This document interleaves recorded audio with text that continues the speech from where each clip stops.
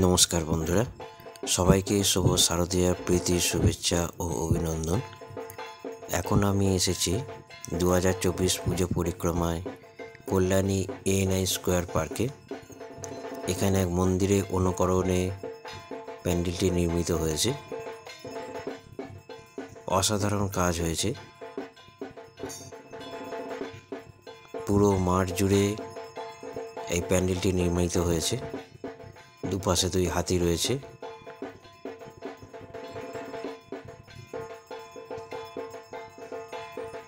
ভেতরে মণ্ডপে কাজও অসাধারণ, বিশেষ করে প্যানেলগুলি খুবই সুন্দর লাগছে।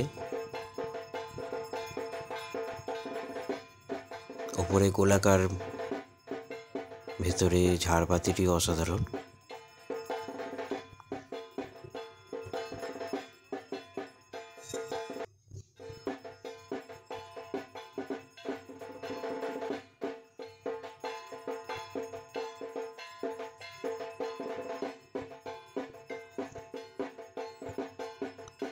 মায়ের মূর্তিও অসাধারণ।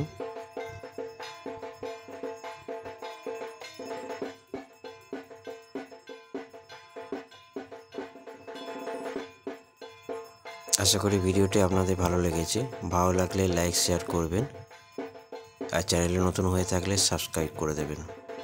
ধন্যবাদ।